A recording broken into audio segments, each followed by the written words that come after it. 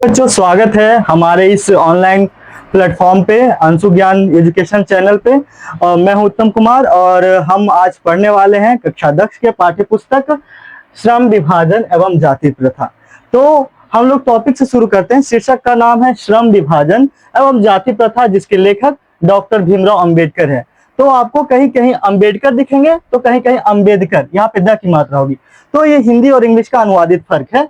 इसमें श्रम का जो विभाजन, हमारे भारतीय समाज में जो श्रम का विभाजन हुआ है और जाति प्रथा का निर्माण हुआ है, उसके बारे में इनका एक आलेख है, जो कि एनिहिलेशन ऑफ कास्ट किससे लिया गया है? तो annihilation of caste, annihilation of caste ये अंग्रेजी में लिखा हुआ था, लेकिन इसको हिंदी में एक प्रश्न पूछा जाता है बिहार बोर्ड के द्वारा, एनिहिलेशन ऑफ कास्ट।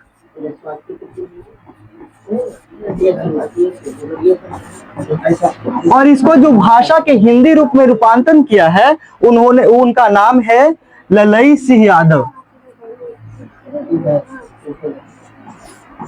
अक्सर ये सवाल पूछा जाता है। अब हम लोग चलेंगे कि लेखक का परिचय क्या है।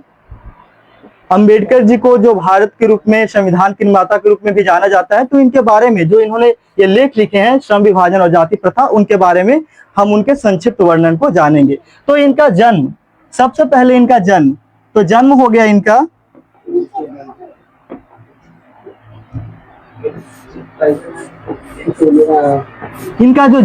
14 अप्रैल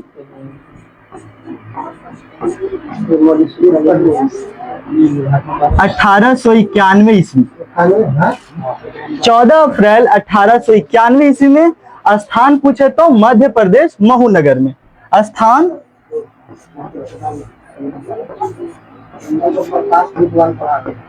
स्थान मतलब इनका है मध्य प्रदेश, महू, महू मध्य प्रदेश।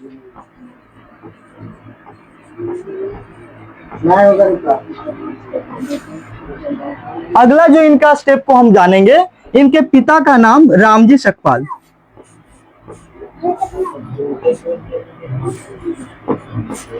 साथ साथ में नोट करते चलिएगा कि पिता का नाम श्री रामजी सकपाल।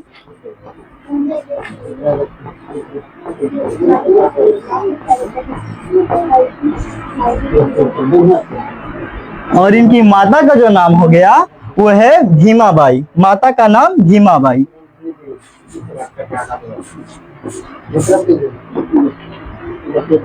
माता का नाम हम लोग नोट करेंगे।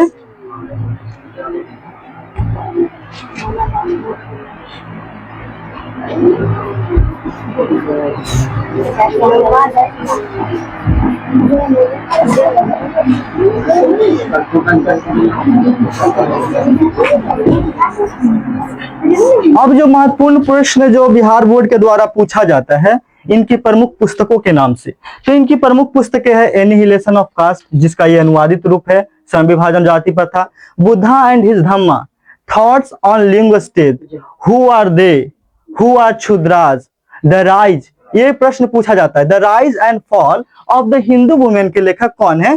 तो ये भी हमारे डॉक्टर भीमराव अंबेडकर है। वो पूछा जाता है the rise.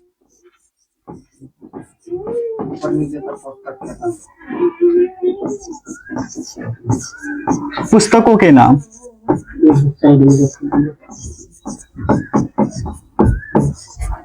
The rise and fall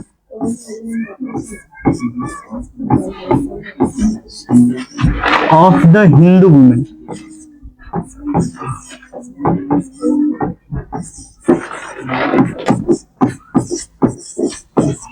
ये अक्सर पूछा जाता है बिहार बोर्ड के द्वारा कि the rise and fall of the Hindu women के लेखक कौन है? तो डॉक्टर भीमराव अंबेडकर। इनकी जितनी भी रचनाएं हैं वो अधिकांशतः अंग्रेजी में है और उसको अनुवादित किया गया है हिंदी में।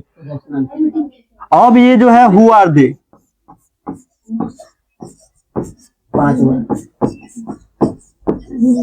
हु आर क्षुद्राज, मैं हिंदी में भी लिख देता हूं जो विद्यार्थी नहीं पढ़ पाते हैं। हु आर क्षुद्राज,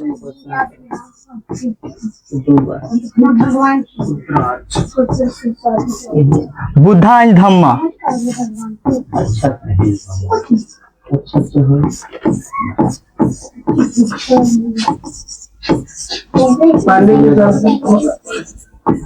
खाली बुद्धि जानते हैं। बुद्धा एंड हिज धम्मा, और भी इनकी पुस्तकें हैं। और ये जो लिखा गया था वो एक जाति पाति तोड़क मंडल लाहौर अधिवेशन में इनके द्वारा एक संक्षिप्त पुस्तिका के रूप में पहले प्रस्तुत की गई थी 1930 ईस्वी में। कब? तो 1930 ईस्वी में। ये भी अक्सर पूछा जाता है और ये कॉम्पिटेटिव एग्जामिनेशन में भी पूछा जाता है कि 1930 ईस्वी में जाति पाति तोड़क मंडल।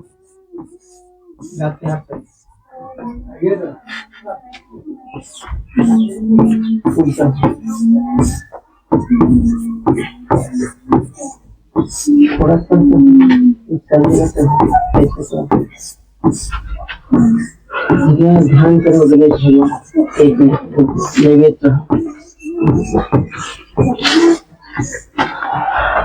ये हो गया इनका संक्षिप्त परिचय। अब हम लोग आते हैं पाठ पे।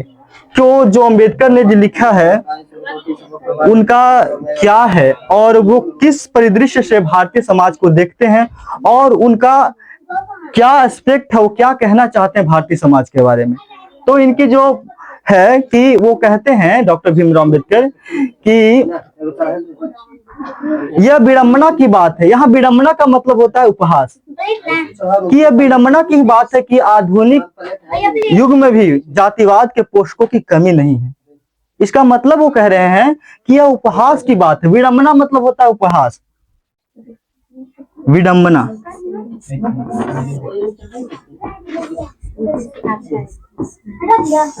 ये विडंबना का मतलब होता है उपहास।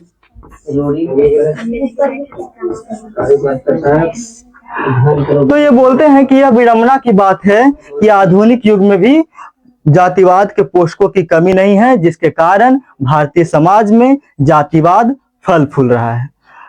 स्पष्ट रूप से पहले बात में उन्होंने स्पष्ट कर दिया कि हमें भारतीय रूप में जो दिखने को मिलता है वो समाज के अन्य देशों में मिलता ही नहीं है। इसका जो कहते हैं कि इसके जो समर्थक हैं, जो जातिवाद के पोषक हैं, वो इस अथी में तर्क देते, मतलब इस बात पे तर्क देते हुए कहते हैं कि आधुनिक सभ्य समाज कार्य कुशलता को आवश्यक मानता है और उसके कारण वो जाति प्रथा को आवश्यक मानता है और इसमें कोई बुराई नहीं है। लेकिन लेखक के इन्हीं तर्कों पे आपत्ति जताते हुए कहते हैं कि केवल जाति जो है वो केवल श्रम का विभाजन नहीं कर रहा है। जो जाति है वो केवल श्रम का विभाजन नहीं कर रहा है, वो श्रमिक का भी विभाजन कर दे रहा है और वे एक दूसरे जाति के अपेक्षित ऊंचा और नीचा करार कर दे जाता है। इसके कारण लेखक यहाँ पे आपत्ति जताते हैं कि यह स्वाभाविक विभाजन नहीं है।